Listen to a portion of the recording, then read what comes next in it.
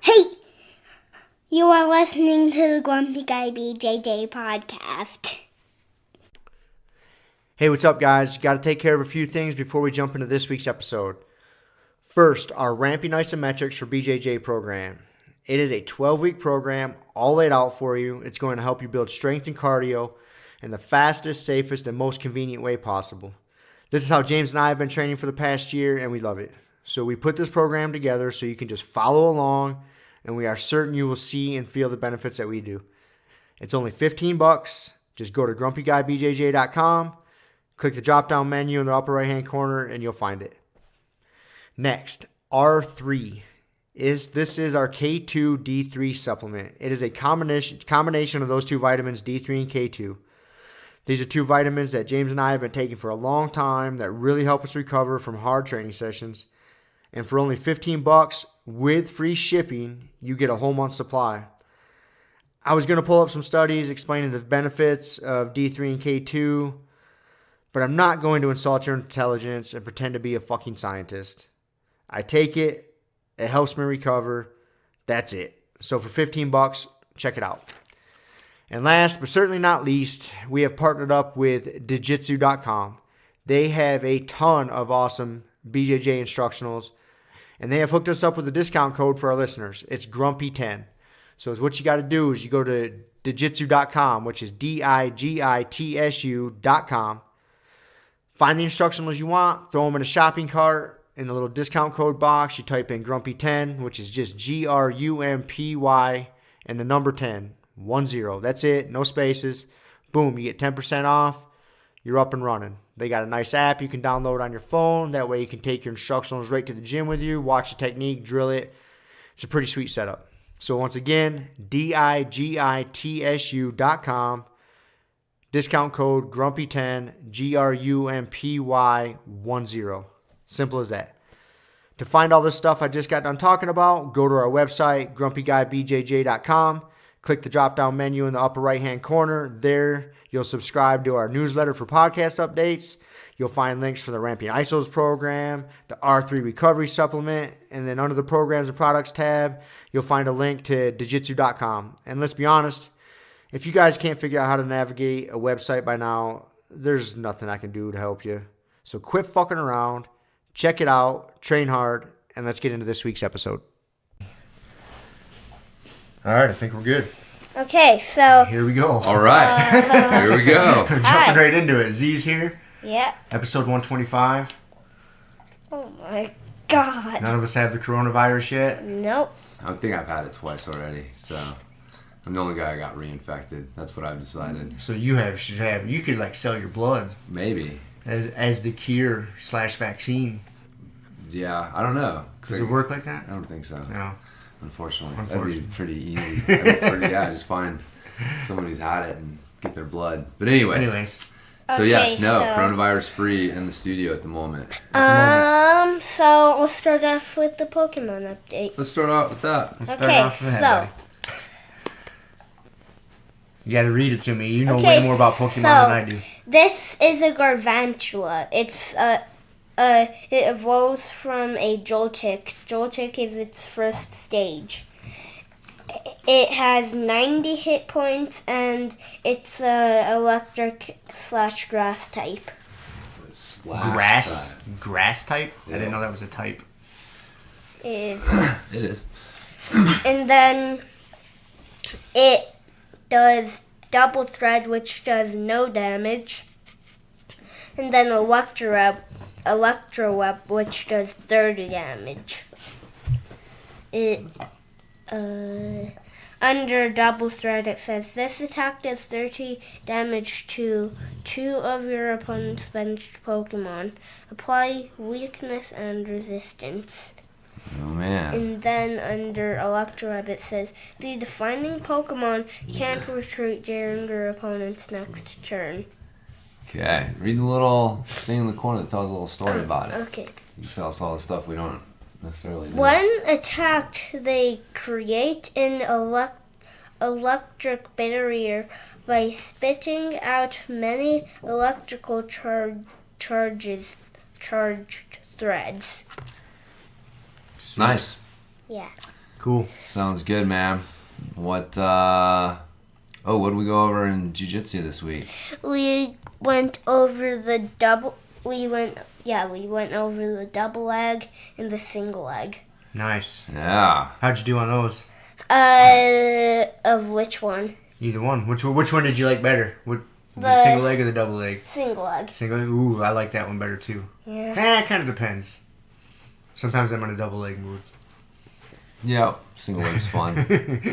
Showed them the one where they kind of step out behind and just like don't do the big leg dump. So the kids dumping the coaches is always fun. Yeah, and also if you're wondering what Garvantula looks like, it's like, so picture like ginormous spider that is as big as you, like a little taller maybe, and then it's yellow and a little bit of it is I think tan and a little blue. Okay, and they can Google it if they really want to see what it looks like. And its eyes are blue. It has 1, 2, 3, 4, 5, and it has 6 eyes. Sweet. Okay. All right, man. Anything else from the non-Pokemon world you want to share before we wrap up our Pokemon update? Let's see. We're gonna build. We're gonna build we're gonna build a ladder up to my crow's nest. Yep, we got a 2x4 on your climbing tree out there. Yep. Yeah. And then, Dad, what was put some boards up, make a little ladder so we can go higher. And what was the other thing that you were gonna do with the wood? That was it, I think. I remember you saying one more thing. I can't remember. You said something, and I'm gonna put a ladder up. I don't remember, buddy. Well, that'd be cool. Again. It's getting to be that time of year. It's getting nice out. You can spend more time outside, climbing around. And it's all foggy. I know, it's all rainy now. It's it's hilarious. not real nice today. But like a week ago, when we were looking at the forecast and we were deciding what we want to do for spring break, we were like, oh, it's supposed to be nice. And then, are the kids on spring break? Yeah. This week? Yeah. It started on Thursday. So they went through Wednesday. And then next week's technically spring break. But then, obviously, we'll see how long that lasts. See if they shut down the schools by the time they're supposed to go back. I know, yeah. Well, Shiloh's ahead of the curve because she's already doing most of her online schooling. But so anyways, yeah. Well, it is a little rainy and overcast on our spring break so far. But we're making the most of it. So, all right, man. Appreciate the Pokemon update. Mm-hmm. Thanks, right. Dude. Bye. Bye. We'll see you later. Oh, you can let Ock out if he wants to go. I don't think he wants to. Oh, there he goes. Yep. All right. See you guys. See ya. Bye.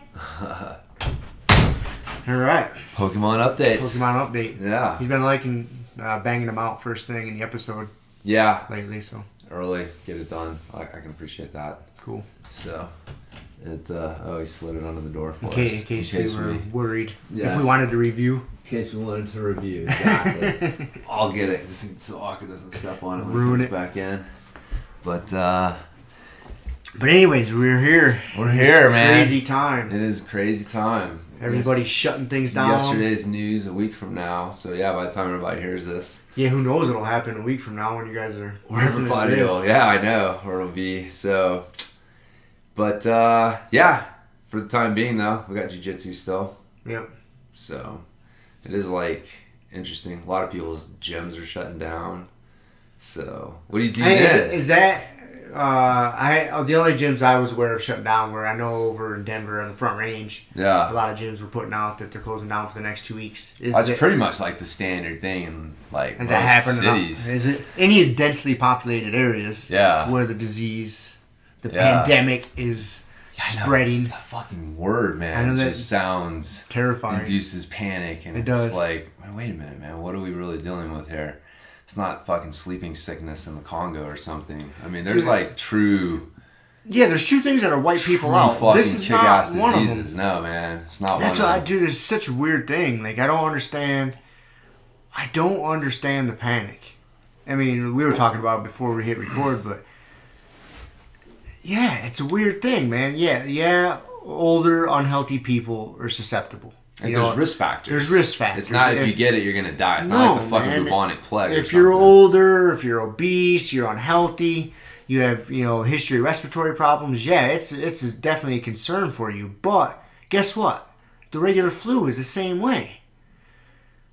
So it's not, that's what I don't get. And why, so people are freaking out, everything's shutting down, the economy's tanking, like, dude, yeah. It's such a weird time.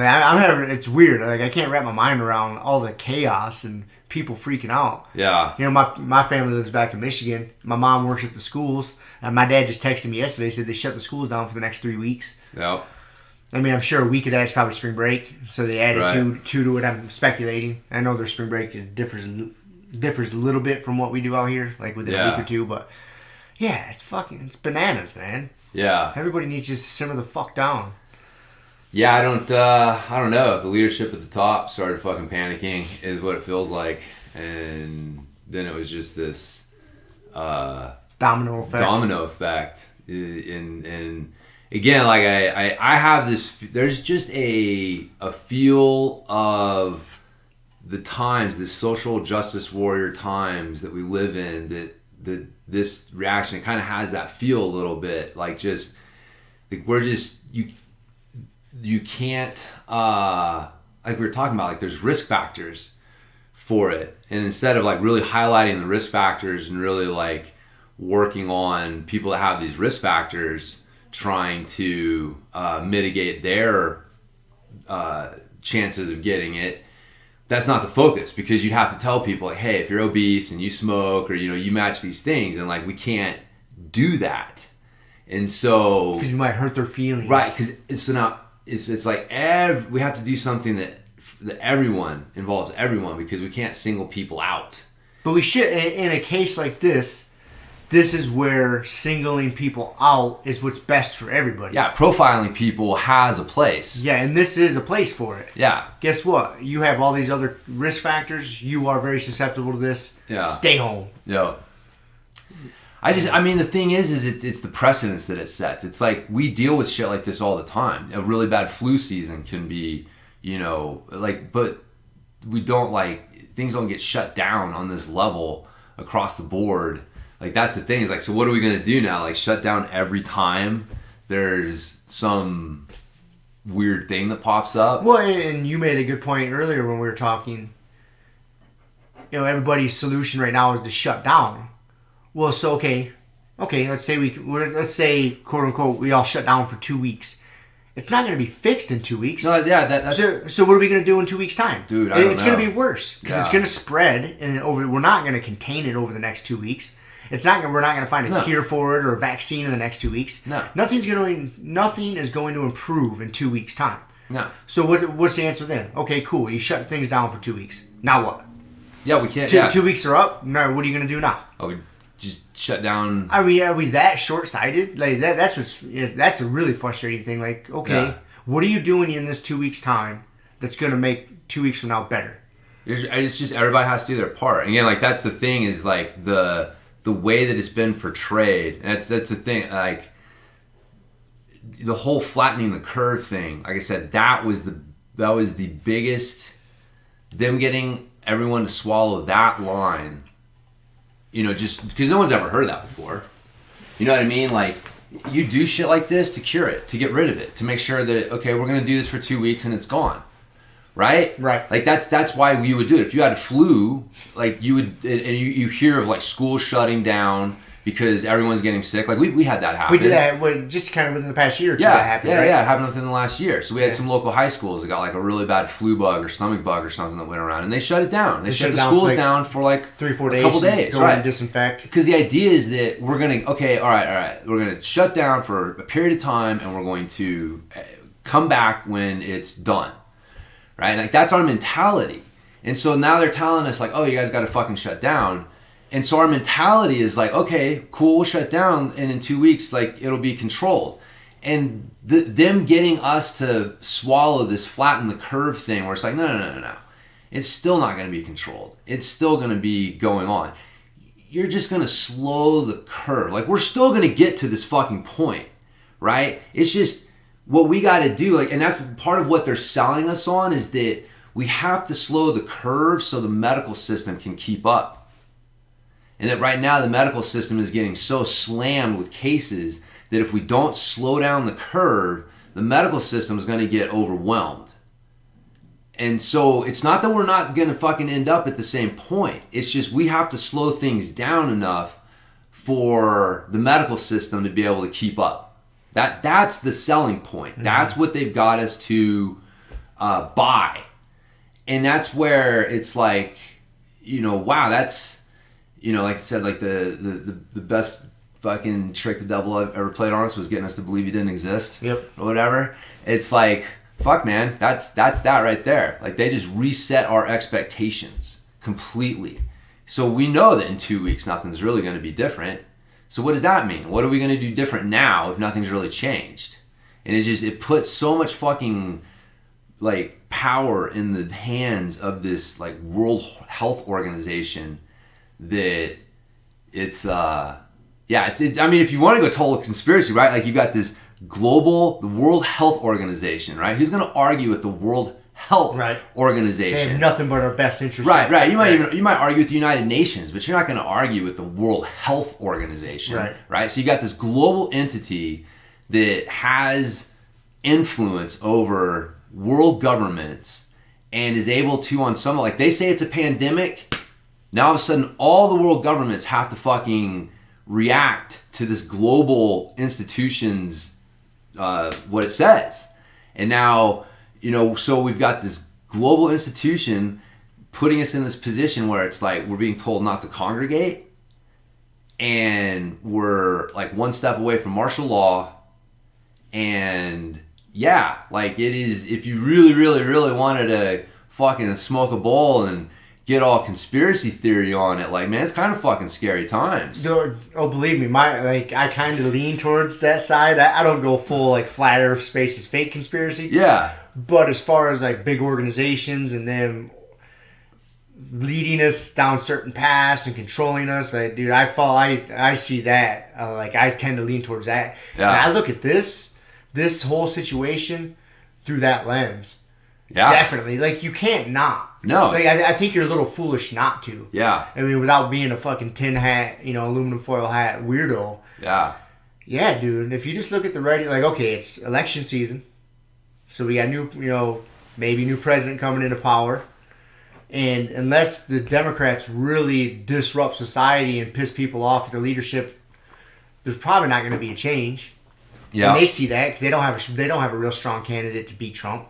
They just don't. Like, yeah. I don't think they do. Like, fucking Trump's a stand-up comedian. He can just get up there and talk shit and win people over. Yeah. It's funny.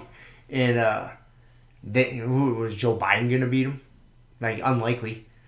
And so, is this a ploy? Who knows? Who knows, dude? And then the economy. That's what's freaking me out. Fuck this being sick. Yeah, I'm worried about the older people in my life. I'm sure we all are. I hope they stay healthy and all that. But this is a flu. I worry about them just getting a flu any time of the year. Yeah. Dude, the economy's a scary thing. Yeah. The stock market just,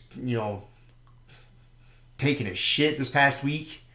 There's no end in sight for that. And then all these, dude, there's going to be significant economic consequences for all the decisions they're making. If you look at like South by Southwest was shut down in Austin this past week.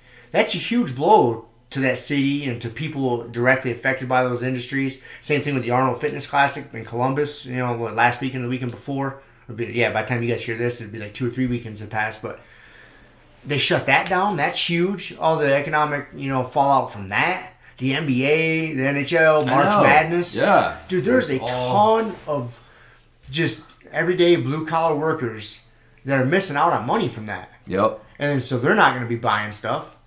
And dude, there's just huge ripple effects. Yeah. And I mentioned that. Like, everybody who's making these decisions gets paid regardless. Yeah. Or at least theoretically still. I mean, you know what I mean? Like, if fucking eventually the economy starts to affect them too, they may look back and be like, oh shit. Like, but I'll guarantee you that if the NBA players got paid per hour instead of a fucking contract. But they actually have something. This is the funny thing, man. There's a clause. It's called a doomsday clause that's in the collective bargaining agreement, where in the event of something like this, like, you know, a war or natural disaster or something like this, and they have to cancel games and cancel part of the season, like, it's in the collective bargaining agreement for the teams to not have to pay the players for those games because they get game checks. Correct. And so what's fucking hilarious, and this is such typical liberal fucking bullshit, is now it's being portrayed like, you know, one, a lot of players didn't realize it was there. And it's being portrayed like, oh, would the big, bad, evil NBA really do this? And like, you know, actually do the thing that everyone bargained for and agreed to and signed off on. Like, that is such typical, like, no, we agree to that because we don't think that it will ever happen. And now that it's actually happening, we're going to be like, we want to change it. Wait a minute, man, you're really going to do that, bro? Like, come on, dude, that's messed up. No, it's like, wait a minute, why did you fucking agree to it in the first place, man? Yep. Like, yeah, stand up about it. Don't fucking act like it's, like, that was collectively a bargain. It was in the fucking agreement, and you guys were fine with it. And now that it looks like you guys are going to lose 3 weeks of your season, it's like being like, oh, you know, it's like, fuck, man. So anyways, I thought that was kind of funny because, you know, first the players are all like, oh, we got to shut down. We got to do it. But now they're being told like, oh, it may actually economically affect you. Like you may actually like lose game checks for it. And it's, yeah. So, I mean, I don't think people's tune has changed necessarily because it's just the politically incorrect thing to do. And then you had that, I mean, I don't know if you heard like kind of what triggered the whole like sports world shutting down, but they had a player on the Utah Jazz that tested positive. Yep. Yeah. I kind of caught wind of that. Some fucking French fuck. But anyways, what made it even worse is the day before he tested positive, he was talking shit, didn't he? Talking shit, he go and touch was touching people's microphone, and just getting up, like just completely disregarding the rules to being a mock, you know, being a dickhead about it. And so, but anyway, so he tested positive, and then they got one teammate that tested positive. But man, I'll say like even that is like, okay, he had it. He's been in like pretty close contact with a shit ton of people, man. All his teammates, they don't have staff.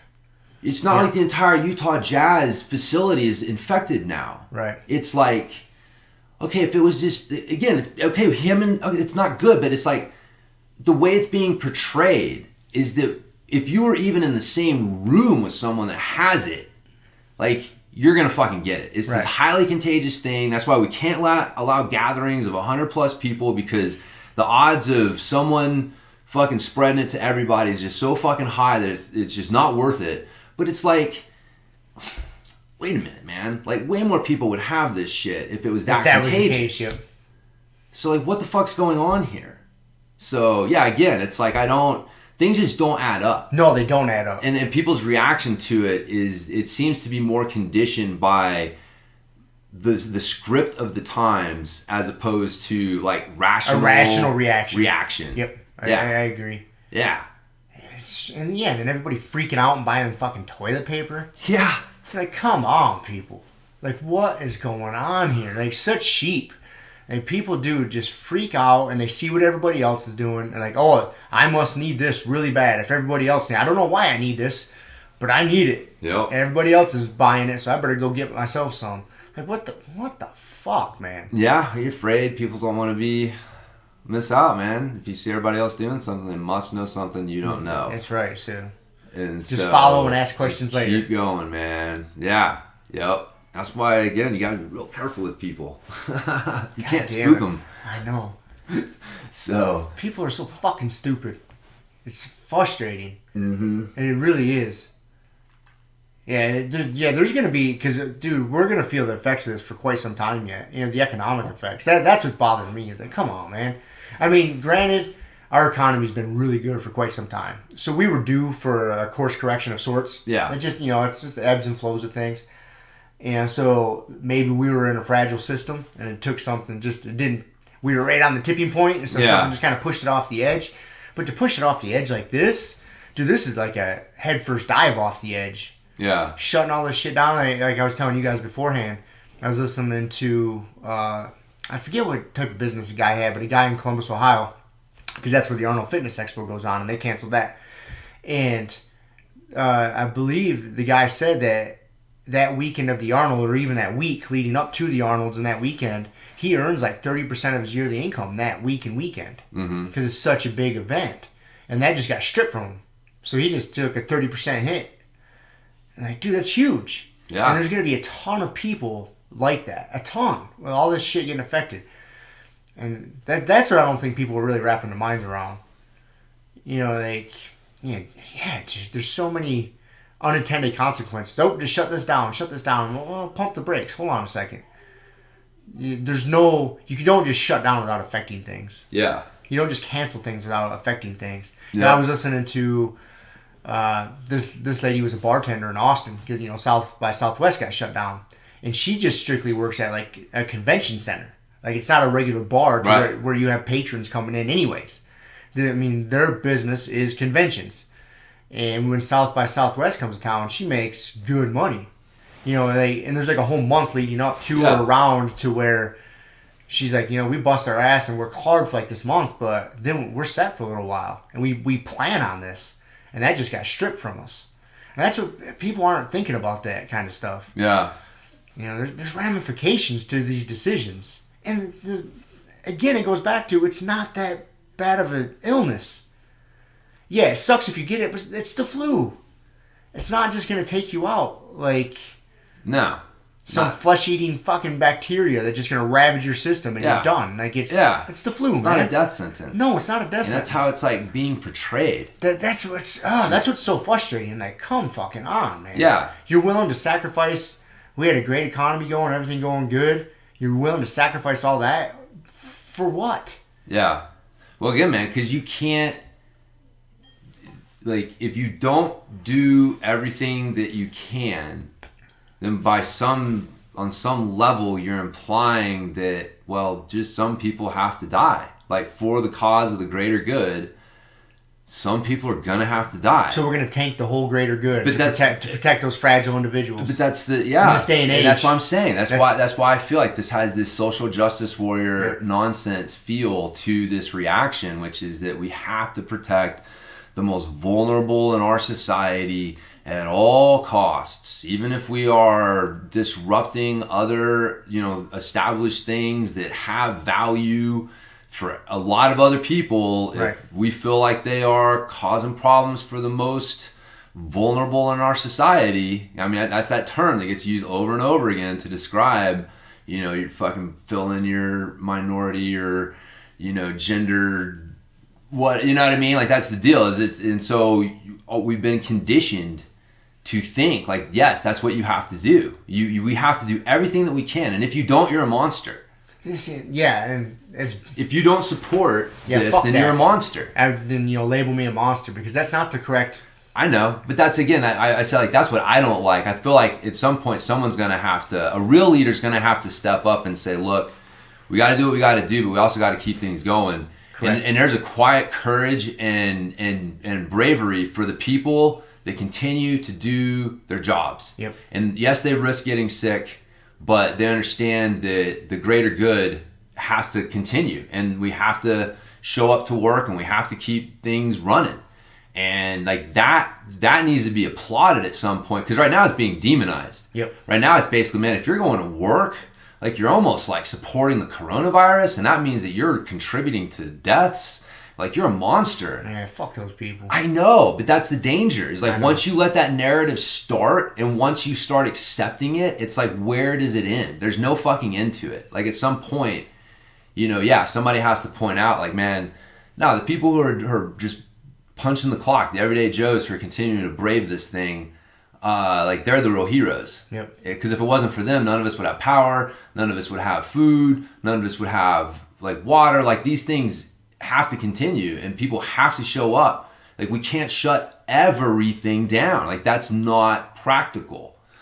But yeah, we need someone like to step up. We need a Teddy Roosevelt. Yeah, somebody's gonna step up, man. We need that type of guy. And say, step up. We need a leader like that. Yeah, exactly. Dude was a monster. I've been going down the Teddy Roosevelt rabbit hole again. Yeah, I'm gonna learn more. I found this this podcast that's like 10 episodes all about Teddy Roosevelt. I've been listening to that. In my next book I'm gonna read, I don't know if I'm gonna read his autobiography. There's a lot of books about him. Yeah, I'm gonna find a good read about him. That dude was a stud. Yeah, he was a badass. He was a fucking He was a fucking badass. Yep. Dude. Yeah, I think God, it was him, man. A little bit of a tragic. I mean, I don't know if you know, like his, he had 1 or 2 sons killed in World War II or World War I or something like that. Well, he was born in 1858, so it would have had to have been World War I probably. World War I probably, yeah. Yep. And so, but anyways, because he was all about like, you know, he went to fucking Puerto Rico because he wanted to fight. Like like back then, like people would act like mercenaries in some level. Like, where's a fight going on? I'm going to go there. Yep. And I'm going to, enroll on a side, and I'm going to seek honor and glory and battle. And that's just, that was just what you did. And, I mean, for some people, that was what he did. Mm-hmm. And so, but then you instill that, in your kids, and you realize like, oh shit, maybe I was lucky. Like, maybe just seeking out fucking wars and battles to prove yourself is not. Yeah, he was a maniac, dude. I mean, he was even preaching. I think he gave a speech in 1899. God, he was all about the strenuous life. And I don't know if he titled his speech The Strenuous Life or if it just kind of got titled later on. Yeah. But he was concerned back in 1899 that modern society was getting soft. Like, you are all turned into a bunch of fucking pussies. Oh, yeah. Weakness is shameful and a sin. And if you're not out there hardening yourself, you are. And he had a whole speech about, just the modern life making everybody weak. But you know what's funny though is like if everybody did that, yeah. But if you are weak, right, your chances of dying from the coronavirus are higher. You know what I mean? Like that's really like just kind of. That's what I'm saying. We need a guy like this. We need a guy like that. Like that's the thing. If we were more robust as a society, like this would not be what it is. No. It would not be what it is. That's what I'm saying. It's kind of funny that I just started going down this rabbit hole, physically and mentally, in light of these times. Like, it's funny how things just kind of pop up in your life and timing. If we had a guy like this running the show and it was acceptable to be like him nowadays, this would not be an issue.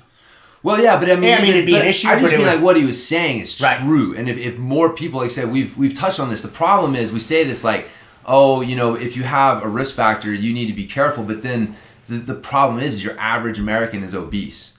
Like, you have so many people in this country that smoke. That have the risk factor. Right, that have this risk factor. And so we as a society are physically weak. We have so many of us. Like, that's what they're really afraid of, right? Like, like Joe Rogan had a dude on talking about it. And he was talking about that the thing is risk factors. Yep. Right? And so, like, over in China, it was old men who smoked, like they had the highest mortality rate from this thing. But over there, like, the high, like fucking 80% of old men smoke. Right. And the mortality rate was much lower among the old women because they don't smoke as much. And so there's these risk factors. And what he said was that the problem is that in the United States, you're going to run into the obesity risk factor. Like, it's a different set of risk factors that we are going to have to face, but we don't have as many like old men who smoke as they do over in China, just based on numbers, right? Like, they got fucking 3 times as many people over there, so they're gonna have more old men that smoke. But we have an obese population, and I was kind of like brushed over. But that's a huge That's the problem. That's the problem. We have an at-risk population. That's the problem, and I think that's what kind of. That's the thing that they don't want to say, is that it's, and so it causes confusion among people because they're not just saying like, look, this is the problem. Like, if you're obese, if you smoke, like, these are the risk factors. Now, statistically speaking, if you're listening to this, you have one of these risk factors, which means that you need to be careful. And this is so, but if they tell everybody who has one of these risk factors to stay home, that's like over half the workforce. Right. So again, the economy gets crippled. doing that. So it's like I don't know what the fucking answer is, but we're trying to fix a problem like midstream. You know what I mean? Like the problem is that we have an at-risk population. We can't fix that right now. And this is just putting a magnifying glass on it. Right, yes. It's really what it is. Yes. But we got to be careful with people's feelings nowadays, and we don't want to say that. Yeah. That's a big problem. That's one of the problems. Well, we're not saying these things to be crass, but it's just... Dude, it's the real problem. It's the real problem. And if we can't fix the problem unless we identify the problem. And admit it's a problem. Like the physical decline of our society as a whole has ramifications. And now you're seeing the ramifications. There are, yeah. Yeah, man. Yes, that's the thing. So keep yourself healthy. Exercise. Healthy. Yeah. Sleep. Eat right. Yeah, if you take care of yourself, you have much fewer risk factors for so many things. Yep. So man. That's really what it is. It's But we can't say that. No. Beauty at any size. You know what I mean? Yeah. Health at any size. You can be a healthy fat person according to the shit nowadays. Like, get the fuck out of here. Yep. Take care of yourself. Yeah. Yeah. Yeah. Well, anyways, it's too late now, so we'll see what happens. Everybody should be. This is why people need fucking fitness and jiu-jitsu. Yep. Keep them in shape. Something that Teddy Roosevelt would do, of the many crazy things. I'm going to be talking about Teddy Roosevelt a lot, probably over the next few weeks. Just heads up, everybody. Dude, I love this dude. I've gone down this mini rabbit hole of him before, but I think I'm jumping in both feet this time. He would do these things. I think he called them endurance challenges or endurance tests or something to that effect. To where he would point A to, he's like, all right, I'm going to go from point A to point B, and I'm going to go a straight line, no matter what obstacle I come across. Yeah. If it's a thorn bush, I'm going through it. If it's a pond, I'm going to wade through it. If it's a wall, I'm going to climb over it. But this is my test. I'm not going to go around anything. I'm going a straight line. And he would challenge himself like that. Yeah, man. We would do that when he was in the White House. Yep. It drove the fucking Secret Service nuts because he'd sneak out at night and do that shit. Exactly. The dude's a fucking maniac. I love it, man. Hell yeah, man. No, that's who we need. Some real fucking leadership. So, anyways. All right. I don't know what else to talk about besides that. Jiu-jitsu. Check out our fucking banner we got made up for our... Hang it up. Show up, be a good teammate, dude. That's pretty badass, dude. I like it. Yeah. Got a little... just having this up and just, like I said, just keep drilling it, especially the kids. Just it's the code, It's like, okay, how do we... The whole idea of a code is it's a set of principles or a way to filter situations that let you know how to act. So instead of having to learn how to act in each individual situation, if you have a set of rules that you can run a bunch of individual situations through, yep. And you get a consistent, be honest. Work hard. Whatever that is. Whatever it is. Yeah, and so it's that's the whole thing. Is like you run into a problem, and you should be able to run your problem through your code and give you some sort of direction. May not be comfortable, but that's the idea. So, and that was the whole idea with the Fruited BJJ code is what are the three things that you can tie back to everything back to. So, I mean, showing up, number one, and then being a good teammate, and then doing your best. I mean, really, that's what, can't really add anything else to it. That's pretty much it. That's a good standard to set for yourself. Yeah. And so you can point at anything going on. It's like, hey man, you're doing that. Is that doing your best? Right? I don't have to tell you how to act right there. I just need to ask you, is that your best? And if the answer is no, then that's not what you should be doing. Or are you being a good teammate right now? So it's it's good being able to have those, I guess, sayings or whatever that you keep. It's a standard. Yeah, it's funny that I was thinking about this past week. Yeah, I think, man, who did I come up with a conversation with? Like my dad or something? He commented on, he called it my motivation. He's like, yeah, you're always so motivated. He's like, I got to figure out, how to get that or do that. And I didn't, get into the conversation with him, but, it made me think about, well, it's not motivation. It's just that I have a standard I set for myself. Yeah. And it's like the same thing, like a code, a standard. And you just routinely ask yourself, well, is this what I would do? Right. Yeah. And you run it through that. Like, I don't know, this isn't what I would do or should do. So let's fix this. Yeah. And that's really what it just boils down to. It's the same thing you were saying. Yeah. But it's a matter of doing it for yourself. When you're a kid, obviously the adults in your life can steer you in that direction. Right. But once you get older, it's self-governed. Yeah. You don't have someone. No, and that's what, the idea came from that, the Warrior Kid books, because in the first one he gets introduced to Uncle Jake, and the idea of having a code, a warrior code, yeah, is what they talk about. And it's like, all of the branches of the military have their code, and again, it's all about, this is how we act, this is who we are. And so, it's an important thing. But yeah, like you said, like as adults, individuals, we're not necessarily encouraged to do that. And so you don't do it, and then you just kind of, if you don't have a decision-making process, then you just end up like making the easiest decision, and the easiest decision is rarely the right one. The right one, right? Yeah. Yep. Because you got to create some sort of like irritation. Like if you tell yourself, this is who I am, this is what I do, right? Like I do my best, like in any situation, and then you don't do your best and it, like there's a your brain doesn't like that, right? It doesn't like that discord. That's why, like, if you see yourself as a certain kind of person and somebody says that you're not, like, that's why it bothers you so much. It's because it's like, wait a minute, I see myself this way, and now you're telling me I'm not. And it's that disharmony or whatever. There's a fucking word there, I can't, discord or whatever between the disharmony fits it. I know what you mean. Yeah. Disharmony fits it. Yeah. So your brain's going to work to fix that. And you're going to do one of two things. You're eventually either going to change your behavior so it matches how you see yourself, or you're going to give up, and like you're going to stop telling yourself and seeing yourself that way.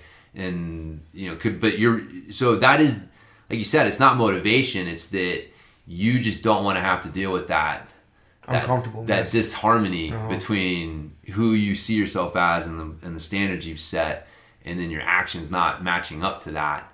And but again, that's just not, if you don't get taught that, then how are you supposed to know it? It's not a natural thing necessarily. So I guess it is. I mean, some people do it.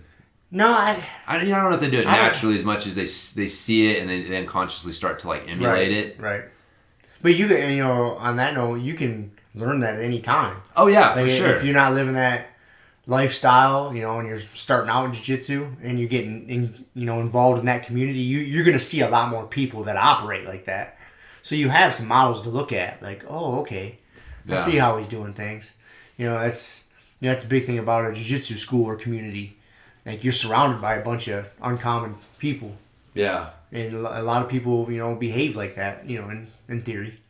Our jiu-jitsu school, I think jiu-jitsu schools as a whole is full of a bunch of just people that aren't quite normal, like we talk about. They're not a bunch of overweight people that are going to get wiped out by the coronavirus. No, man, it tends to be a little healthier. A little healthier population. Yeah. So, you can start doing that at any time. Set those new standards for yourself and just don't accept any less. Right, yeah. This is it. This is what I do. Yeah. And that's simple. You just lay that down black and white. This is what I do. This is how I behave. You don't wane from it. Right. Yeah. No, there's actually, man, in that book, the With Winning in Mind book, that Lenny Basham guy talked a lot about that, about the idea of you control the conversation in your head to, one, not have you focus on problems, focus on solutions, but also to drive yourself towards being the kind of person you want to be. And so, you have to consciously tell yourself, like, I am, it's almost like the fake it till you make it type of thing. Kind of. Yeah, it is. Like, you have to tell yourself, I am this person before you are that person. Like, you can't, like, become that person and then, oh, I'm this person. It's like, no. You have to see yourself as a fit person before you're actually a fit person. because that's what drives you towards becoming that fit person or whatever your goal is. But he had actually a really good formula, like, sitting down and saying, okay, this is what I want to do, what's the payoff for it? Because that's the other thing, like, if you don't have a specific payoff, like, what is going to be, if I do this, right, if I decide, like, okay, I'm going to be a fit person, and I'm going to, who watches what they eat and exercises right? So what's the payoff for that? And if you don't, if it's just kind of some vague thing, it's like, it's not the same. But if you have a specific pain point that you can, like, write down and say, when I achieve this, I'm going to be able to, do X without my lower back hurting and getting out of breath, or, insert whatever it is, right? Like, because there's a reason that people want to change. Like, they feel like something's not right and they want to fix it. There's a pain that they want to fix. Yeah? Would you guys I agree. Yep. Yeah. And so it's by identifying, like, how your life is going to improve, specific points, specific ways that your life is going to improve by making these changes, and then identifying, like, what you're going to be able to, like, how you're going to do it, like, what potential problems can pop up to do this. I'm going to achieve this by, meal prepping every Sunday and having a planned workout for the week. Again, like, but it seems simple, but these are the things that when someone says, I want to get fit, okay, I'm going to get fit, and then they just go. They don't take the time to be like, hey, wait, why do I want to get fit? Okay, I really need to, because when things get hard, I need to be able to come back to this and say, this is why I'm doing this, because this is the payoff, right? Like, you're not working, you want the money, right? Like, what's the paycheck at the end of my time I put in? If it's not worth it, if someone said do your job for $1 an hour, you wouldn't do it. Correct. Right? So it's like, if the payoff isn't worth it, you won't do it. And so if you haven't set that payoff in your mind and really, because again, you may think about it and be like, fuck, why am I doing this? Like, that payoff's not really worth it for all this effort. Like, why am I doing this? Is it just because everybody says this is what I should do? What is it? And, but set that payoff, man. Understand what it is, and then set specific ways you're going to achieve it. And you increase your chances of actually achieving your goal, like, just infinitely, because it's not a whim anymore. It's a plan. There's a big difference between, like, a plan and a wish. So, but yeah, setting that is super important, but how do you do it, right? Yeah, you guys. I think, yeah. I forget, just because I've been living like this for so long, that it's, I'm more in mode, that's just a standard. That's just what I do. And I make a lot of difficult decisions without necessarily thinking about having that goal, so to speak. Because, you're kind of talking about goal setting, right? Why are you doing this? Yeah. But once you just ingrain it in you, like you'll end up doing your goal. Yeah, you achieve, right, and you'll end up doing the right things, so to speak, just because that's just what you do. Yeah. Yeah. But you have to start somewhere. You have to get there. Yeah. But I mean, for you though, if you decide you're going to do something different, and you decide, okay, I'm really going to start measuring my food and paying attention to what I'm eating here. Well, why? Like, every time you talk about that, you have a purpose, right? There's a goal that you have. There's a payoff. So you don't do that all the time to that level, because there's not necessarily a payoff for it. But you eat well, you eat good most of the time, and you watch what you eat, and because that basic habit, a long time ago, you established it, and whether consciously or not, your goal was to be lean and have energy and be able to, do jujitsu and recover from it. So you achieve that. But if you want to change from where you're at, like, that's where the whole, okay, I got to identify what I need to do, why am I doing it, and how am I going to do it? Mm-hmm. And in that, and if you don't do all those three things, then your odds of actually achieving that is just much, much lower. And so, but again, like, telling people, like, man, you got to set these standards is great, but if they don't, write down those payoffs that they're going to get from it, and then also identify what, how am I going to do this? What are the potential problems that are going to pop up, and how am I going to overcome them? Or, what are the basic habits that I'm going to have in place to help me achieve this? Then it doesn't work as well. Yeah, it doesn't work. Yeah. I've just seen it so many times. I've done it myself. So, and I still fall for it. it's just easier that way to say, okay, I'm going to do this and be done. But to actually, I'm going to do this, but then, okay, what steps do I have to, like, what is step number 1? You know, what is step number 2, and put a plan in place. Yeah, spend like 10, 15 minutes, like actually putting it down. And then, you know, he recommends, like, you know, reading it every day, several times a day, like actually writing down, okay, this is, you know, what I'm going to be. You know, I'm going to be a fit, healthy person. You know, the payoff is that I'm going to blah, blah, blah. I'm going to do this by X. And, you know, I am a fit, healthy person. And it's like, you know, you read that every day, several times a day. Like, it's going to sink in. It's going to sink in. Yeah. Especially when you're writing about it. Like, this is who you are. You've already achieved it. It's not like I'm working on this. No, this is who you are. Like, I am this person. This is what I've done. This is how I achieved this goal. His thing was like to put a date 3 weeks in the future on the paper, and then you read it every day up to that date. And then again, by that date, you've either that's who you are, or you know you're almost there. You still got some things. But he actually recommends like taking a break, like spending a week or two away, and then coming back, and then kind of setting a new. That's a good idea to goal. kind of just let yourself, because what'll happen once you go through a few cycles of that quote unquote break time will be like less and less of a break time. Yeah. You know what I'm saying? Yeah. Just because you're leveling up. You're setting your standard higher and higher, and so your relax mode, so to speak, you're taking you're already better. Is better. Yeah. And so when you take that week off, to like, okay, I did good this past 3 weeks. This next week, I'm a little more relaxed.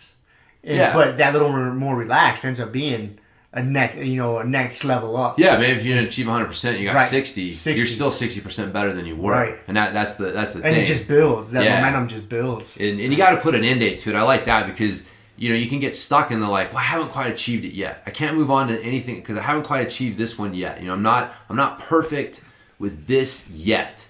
And so I got to keep focusing on that. And that's how and then it gets stagnant, right? Like if you're just following the same thing for 6 months, it loses its impact. And then you get burnt out on it, and then you just it doesn't have the same impact. So that system, I gotta get back on it. I used it for trying to help me be more, decisive and indistractable. I mean, I know you're a thinker, you're like an overthinker about things, but I don't see you as having a problem being like decisive. Oh man, yes. Do you really? Oh fuck yeah. Do you? Yeah. You just overanalyzing shit? Yeah. Just trying to extrapolate it out like, okay, this decision leads here, and this decision leads here, and then it hangs you up. Yeah, or like I'm doing this, but like I could be doing this, and I could be doing this. And, you know, again, because especially with my job, like there's no... You know, there's several plates spinning at the same time, so I can. Where do you put your efforts? Yeah, where do you put your efforts at? And so, like that's a lot of it. Is like when I'm working on something, I need to be working on it and not thinking about what else I could be working on or what else I'm not doing. And you know, even like with spending time with my family. Yep. You know, it's like, man, I need to be indistractable, like decisive. Spending time with my family. Yes, I'm spending time with my family. And then during that time, I'm not going to be distracted. It's funny you say it. Paul and I were talking about this. I think on our last episode of this, the Skeptor and the Pastic. Yep.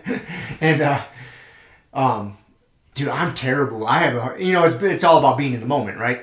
Yeah. But basically, you know, if you want to put some different words to it, but dude, I struggle with that bad. Yeah. Because when I'm at work, I want to be home. You know, and then when I'm at home, I should be training. Well, when I'm training, I should be spending time with my dog. Or, I should be spending time with my friends. Like, whenever I'm doing something, there's a piece of my brain that's like, you should be doing this. You should, like, and it's not healthy. No. And it's a vicious cycle, and it's hard to get out. Dude, I struggle with that bad. Yeah. You know, there's certain times I can be in the moment, here and there. That's, we've talked about it before. That's why I really like jiu-jitsu, because when someone's trying to choke the fuck out of you, you're in that moment. Yeah. Like you're in it. That moment's front and center. Front and center, man. Your life isn't on the line, so to speak, but it is. Yeah. In a pretend, play way there. So you're in that moment, and if you step out of that moment thinking, I got to go to the grocery store when I get out of here, next thing you know, you're tapping. I'll do that. I do that sometimes training. Yeah. I'll be mid-roll with somebody, and my mind will just start fucking wandering. I'll think about my grocery list. Oh, fuck, I got to vacuum when I get home. Next thing you know, the guy's getting out of side control. Like, God damn it. Why am I thinking about vacuuming right now? I do that more often than I like to admit. It's not easy to fix, man. It really is. Yeah, that's where meditation comes in. Fucking meditation. I know, I should be meditating. See? You should spend your time meditating instead of all these other things. One more thing to worry about. I know, exactly. No, it fucks me up there. Yeah. No, man, that's normal. That's totally normal. But again, if you don't take steps to mitigate that, then you don't want to get rid of it completely, right? Because your ability to project into the future and play out different scenarios is a fucking superpower. Right. That's what separates us from most animals. Whatever. Yeah, it's like we can project different scenarios in the future, put ourselves in them. Whether it's like, well, should I work on this, or should I work on this, or should I do this, or I'm here with them, but I could be doing this instead, and all that is just you. The other thing is ruminating on the past, right? Just sitting and spending your time actually thinking about shit that in the past for some reason that went wrong or wasn't good, or what someone said, or what you said, what you should have said, and then that's like the past, and you're projecting yourself into a potential past. You know what I mean? Like, yep. So our brain, its ability to time travel, basically, is a superpower. It allows us to do great things. But yeah, if it gets out of control, like with great power comes great responsibility, and so like you do have to safeguard yourself in order to keep yourself, to be able to be in the moment as much as possible, and that is for me, like that was the indistractable. It was the book that got me on that term. I like that. It's was that the title of the book, or that way, Indistractable? Yeah. Do they talk about blocking your time in that book? Yep. I know that's a good strategy. Yeah. I know more than one person's ever talked about that, but like I think even Teddy Roosevelt was a stickler for that. He would set up his schedule even down to like the half hour. Like, okay, this half hour, I am focused on this. Yeah. Nothing else. Boom, that timer goes off. He's on that half hour. Okay, the next hour is dedicated to this. And he was, they talk about he was insanely productive in all areas of life. The dude was a fucking maniac. Yeah. And a lot of it was attributed to that he was really anal about his blocking his time off in his schedule. Yeah, time blocking. Because that helps you, like, you've thought ahead of time, this is what I'm going to be focused on. Yep. And so when you sit down and you do it, it's easier for you to trust that this is what I'm supposed to be doing.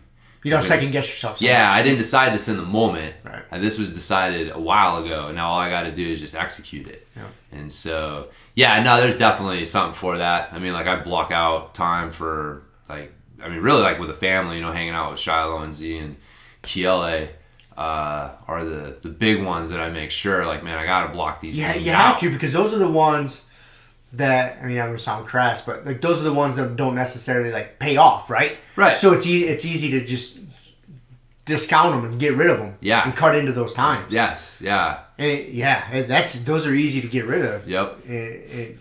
That's not healthy at all. No. That's not good at all. No, not on a consistent basis. Mm-hmm. So, and that's why you gotta, block some time out, but especially, it's the things that for most people, it's probably not work, right? Like, for most people, it is like doing jiu-jitsu. Like, block that shit out. Yep. Like, decide ahead of time. This is my jiu-jitsu time. I've scheduled this appointment with myself, and I don't break this appointment. You're not sitting there, on Wednesday night, coming home from work, trying to decide, do I go or not, or whatever. Or somebody calls you up and is like, "Oh, do you want to do this?" And it's like, "Oh, I don't know." And it's like, "No, man, fuck no. I got an appointment. I'm sorry. Yeah, it's a meeting. I set this meeting. Yep. I can't cancel. Gotta make it. Yeah. So blocking out your time, whether it's for that or it's the things that for a lot of us, like I said, are not necessarily work related. Yep. Because that's what gives you the mental, like that mental pressure relief valve that allows you to, when you are working, you're not so worried about all these other little things that you're not doing. It allows you to be more focused there. Mm-hmm. So, it's important. It is. If you're struggling with that, it's normal. Totally normal. That's a tough one. Yeah. But it is too, though, like I said, where meditation comes in. fucking meditation. I know, man. But what are you going to do? Preaching that all the time, James. It's you when I'm trying to strangle you today, I'm going to think of meditate on this motherfucker. Musashi. I know. If it's good enough for Musashi, then must be something to it. Must be something to it. And, you know, like I've said it before, I've said this 100 times in this podcast, you know, because I go back to it, and I know I should. You know, whenever you listen to Tim Ferriss interview and all his super high achievers, every fucking one of them talks about meditating. Every one of them. I don't think I can't think of any super high achiever he's interviewed that says they didn't meditate. Yeah. I can't. Yeah, because it is like if you're gonna have your mind running crazy, like you better be able to fucking quiet it down too. It's like the two extremes. Like just focus on nothing, and then that'll allow you to focus on everything better. So, yeah. Whatever, man. Whatever, man. I hear you. Fucking whatever. What the fuck am I? Did you lose your phone? No, it's up there. You got some notes for us? You know, I had one subject that I wanted to get your opinion on before we I'll share an opinion. Wrap it up. But right.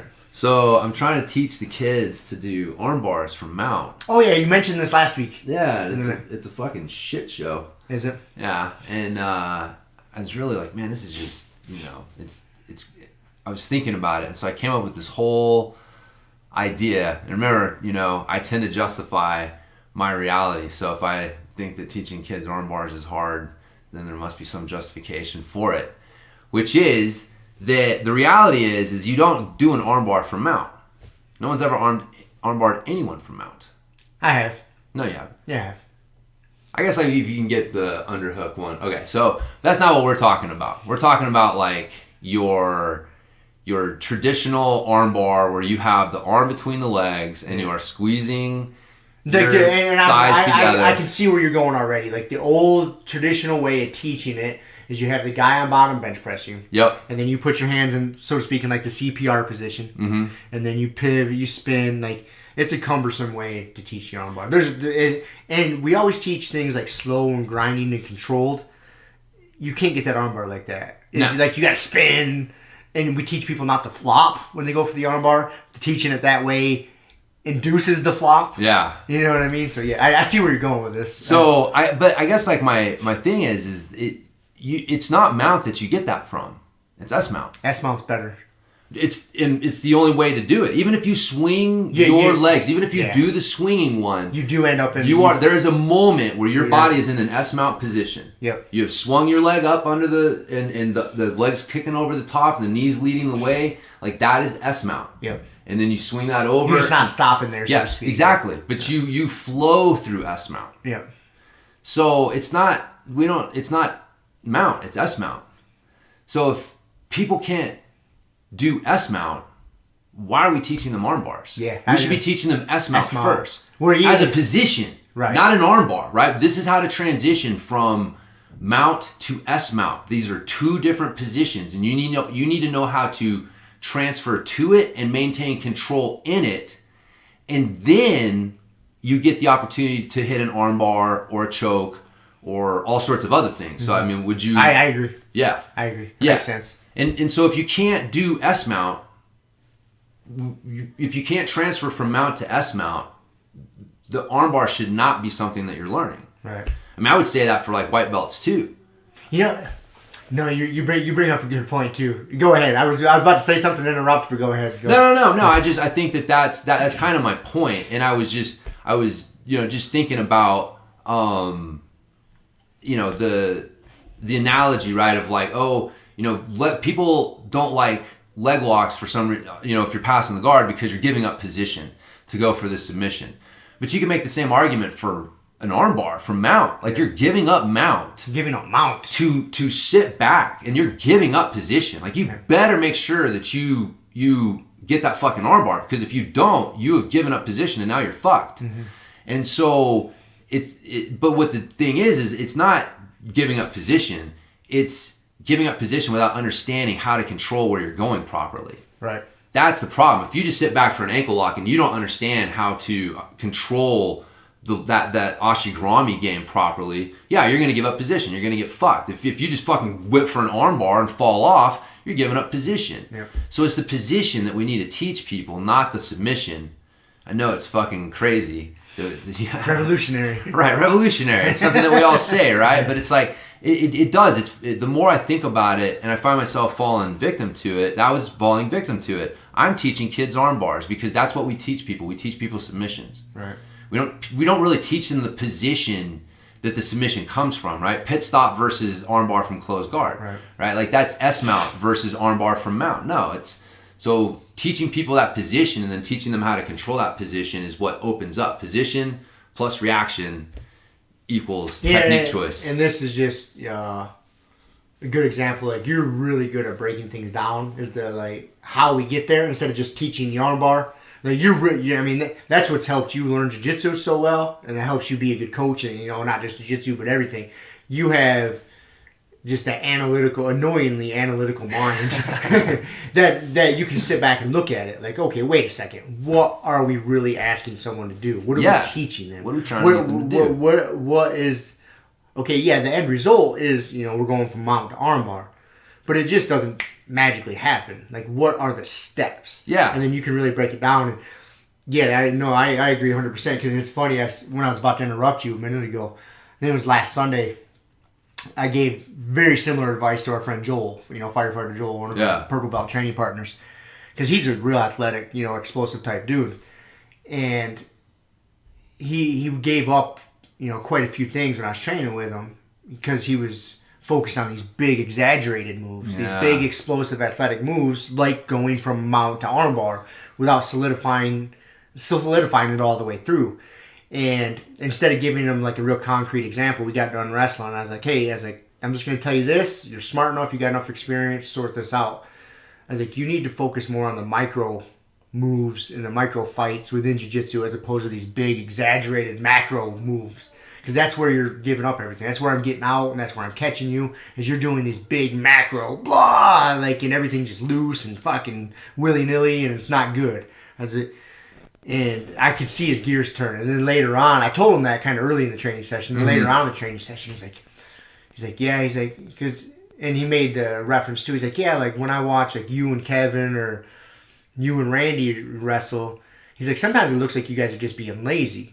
You're not doing a whole lot. I was like, well, we kind of are sometimes. Yeah. He's like, there's probably a lot of little fights going on in there. And he's like, that I don't really realize. I was like, exactly. Yes. And then once you get the fight one that you want, then you can make a bigger move. Yeah. But if you're just moving without understanding what the fuck's happening between point A and point C, that's the problem. Is like usually there's a B there. Yeah. Well, yeah. You're going A to D. And you're skipping, A1, A2, right? C. Yeah. Like there's a lot. Yeah. And you can't throw all that at somebody when they're learning it, but you can break it down better than just a lot of the traditional ways, things are being taught. Yeah. I still like there's a disconnect between the position before submission that we preach and we all know works, but then you look at like, well, how are we teaching jiu-jitsu? Mm-hmm. And so much of what we're teaching jiu-jitsu is submissions. We're going to teach you how to do triangle from closed guard or whatever. And it's like, man, you gotta, like, if you understand how to just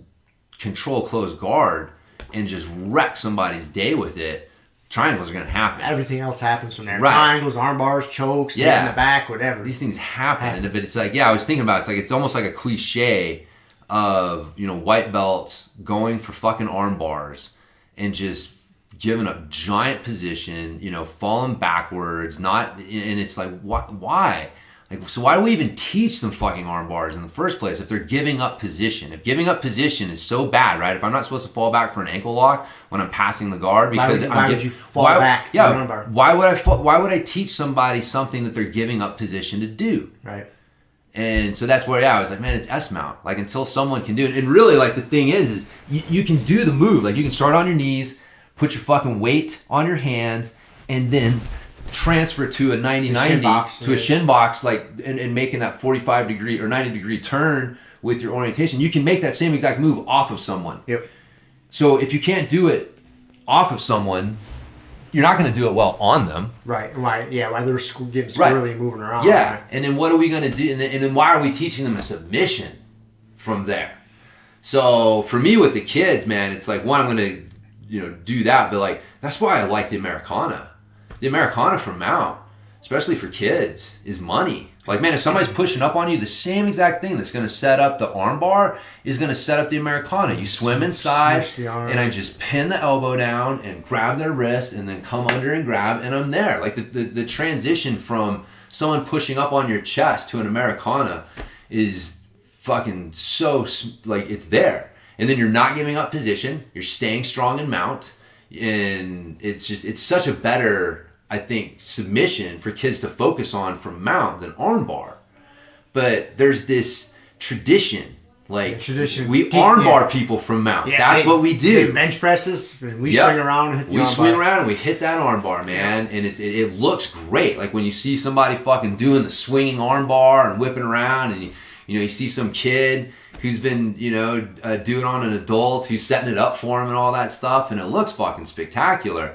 But there's a disconnect. Yeah, I was just going to say there's too much of a disconnect. Yeah, between reality and what we're told with that. So, anyways. No, you're onto something. It's going to be my focus. It's actually good I came up with that, because next week we're going over, assuming we have classes and we don't get shut down by the government, we're going to go over mount.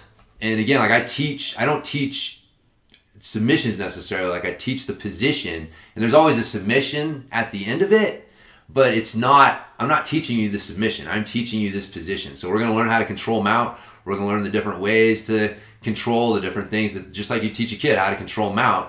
And then what we're going to do, we're going to learn the Americana, and then I'm going to work on just transitioning to S mount.